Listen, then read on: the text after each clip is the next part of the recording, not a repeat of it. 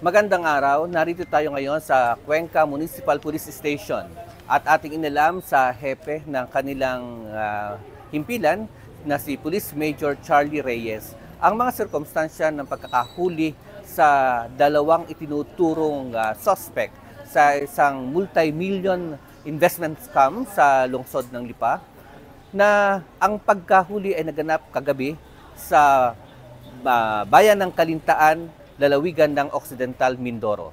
Narito ang ating panayam kay Police Major Charlie Reyes. Cuenca Municipal Police Station. So kahapon nga po nung June 12 ay nakatanggap kami ng information base na rin po sa revelation ng ating mga complainant na itong mag-asawang akusado dito po sa multi-million na scam na naharap po sa kasong syndicated estafa ay nandoon po sa sa nagtatago sa somewhere in Kalintaan Occidental Mindoro. So agad po kaming nagsagawa ng pagpupulong ng aking mga tauhan para agad po kami makatawid sa Kalintaan at ma-verify po namin yung situation at in case kung nandoon man ang ating subject ay mahuli po namin sa kanilang pinagtataguan. So bandang alas 9 po gabi ay nakumpirma po namin na ang mag-asawa ay nagtatago po sa isang inuupahan nilang apartment doon po sa may barangay poblasyon ng Kalintaan. Kaya ito po ay agad naming pinasok at doon nga po, nahuli namin sila habang sila ay nagpapahinga sa kanilang inuupahang apartment. Paano po ang Municipal Police Office ng Cuenca ang siyang unit na binigyan ng... Since po na yung karamihan po kasi sa ating mga complainant ay residente po dito sa Cuenca. So, yung pong ating isang complainant na isang konsehal ng bayan ay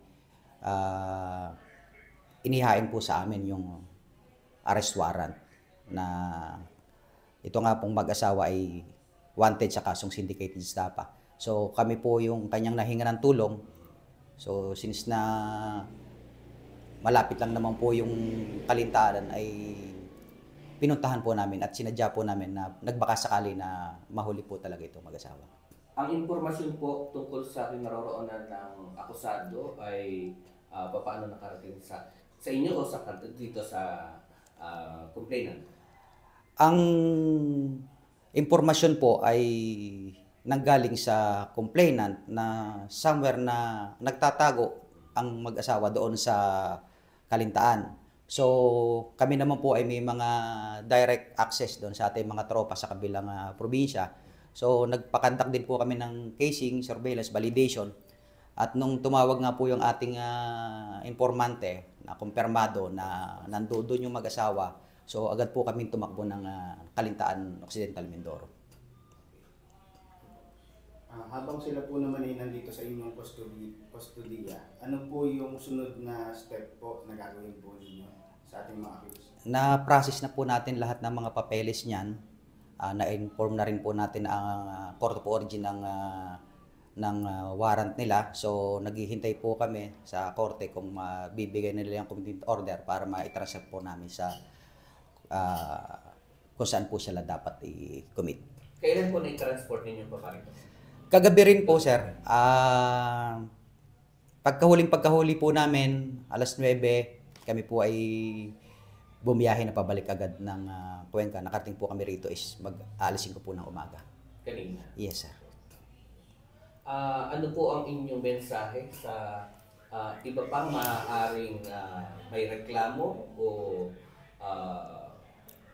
na maaaring na biktima ng mga akusado?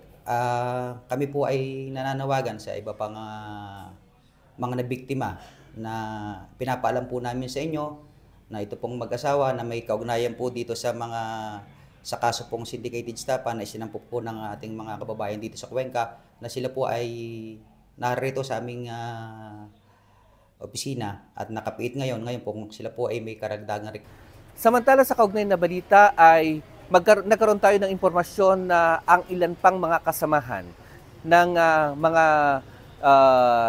nahuli na akusado ay nahuli rin sa bayan ng Balayan. At ito ay sa pamamagitan naman ng mga elemento ng Alitagtag Municipal Police Station. Patuloy natin tututukan ang mga bagay na ito, ang pag-usad ng kasong ito ng syndicated estafa sa lungsod ng Lipa na may kinalaman nga sa pagkuha ng mga investments sa mga mamamayan at patuloy naman nating tututukan din kung papaano i-handle ng ating mga alagad ng batas ang mga iba pang natitirang mga akusado na hindi pa nahuhuli sa kasong ito. Mula dito sa bayan ng Cuenca, ako si Jonald Rayos. Magandang umaga.